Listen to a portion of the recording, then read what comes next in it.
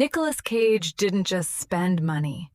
He erased it like it never existed. At the height of his fame, the checks kept coming, and the numbers felt unreal, almost like a video game score climbing endlessly upward. He wasn't thinking about limits. Why would he? Every role paid millions, every deal stacked higher than the last. Wealth didn't feel temporary, it felt permanent, like he had cracked the system of life itself.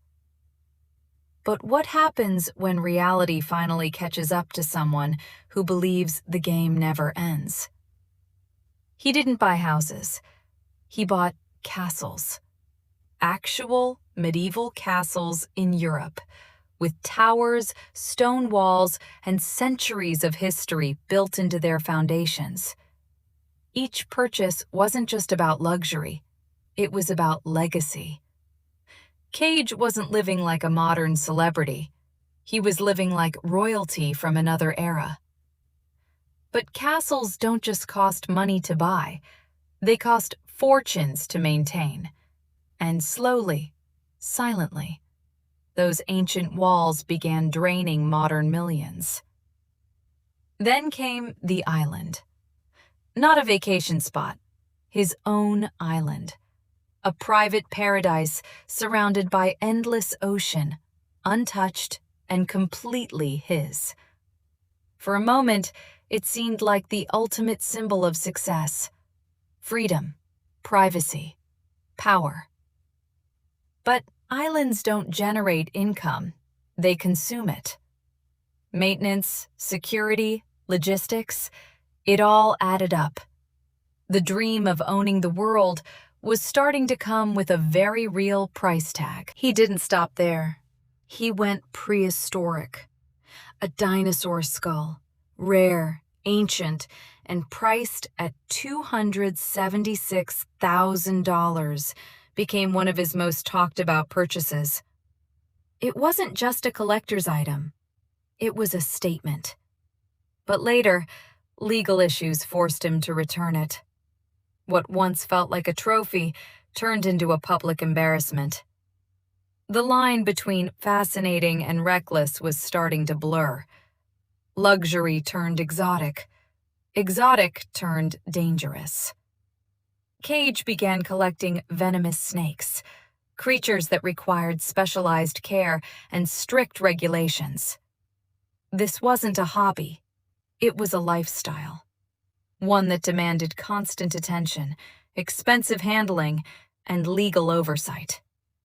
The thrill of owning something rare came with risks, not just physical, but financial. And then, the octopus. A pet octopus, intelligent and mysterious, living inside a carefully maintained environment. It sounded surreal, almost unbelievable. But it perfectly captured the pattern. Unique, rare, expensive.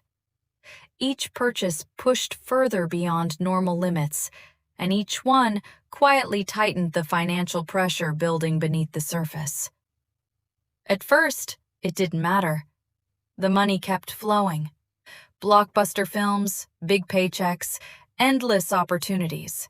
It all felt sustainable. But spending was growing faster than income, and that's where the real danger lived. Not in what he bought, but in how quickly it all multiplied. Then came the first crack. Expenses started stacking in ways even massive paychecks couldn't easily cover. Property taxes, maintenance costs, staff salaries, it all piled up. What once felt like harmless luxury began turning into financial weight. And that weight was getting heavier. The lifestyle didn't slow down. Even as costs rose, the spending continued. Because when you're used to saying yes to everything, saying no feels impossible. The habits were already formed. The machine was already running. And it wasn't easy to stop. Then the warning signs became impossible to ignore. Cash flow issues, mounting bills, financial pressure building quietly behind the scenes.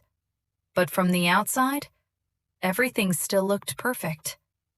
That's the illusion of wealth. It hides the cracks until they're too big to ignore. And then came the moment that changed everything. The IRS reportedly came calling. Millions in unpaid taxes. Suddenly, the problem wasn't just spending, it was debt. Serious, unavoidable, overwhelming debt. The empire began to shrink. Properties were sold. Assets were liquidated.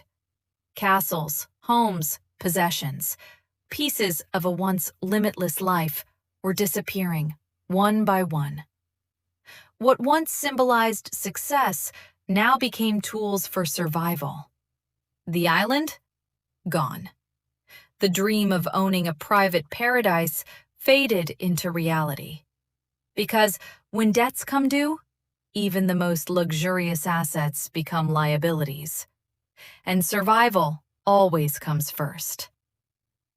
The exotic collections started disappearing too. Maintaining rare animals and unique items was no longer sustainable. The lifestyle that once defined him had to be stripped down. Piece by piece, the excess was removed. Public perception shifted fast, from admired to questioned, from fascinating to cautionary. People weren't just watching a celebrity, they were watching a downfall. And the story spread quickly. But here's where everything changed. Instead of disappearing, he worked, relentlessly. Movie after movie, role after role. He didn't wait for perfect scripts. He took opportunities. Because now, it wasn't about passion. It was about rebuilding. Critics noticed. Fans noticed. He was everywhere. Not because he wanted to be, but because he needed to be. It wasn't glamorous. It wasn't strategic. It was survival. Slowly, the debts started shrinking. Each project chipped away at what once felt impossible. Progress wasn't fast, but it was real. The narrative began to shift again, from failure to resilience. People saw something different now. Not just excess, but effort. He didn't hide from his past, he owned it, and that made all the difference. The lessons became clear. Money isn't infinite, even when it feels like it is, and lifestyle can outgrow income faster than anyone expects. He wasn't the first, and he wouldn't be the last. But his story stood out because of how extreme it became. Castles, dinosaurs, islands. It sounded like fiction, but it was real. And that's what made it unforgettable. But the ending? That's what made it powerful. Because he didn't stay broke. He fought back. Not with luck, but with work. Every role became a step forward. Every paycheck, a step out of the past. The comeback wasn't flashy. It was steady. And that's what made it real. Nicolas Cage didn't just lose $150 million. He learned what it actually means to have control. Because, in the end, this wasn't just a story about spending. It was a story about rebuilding when everything falls apart.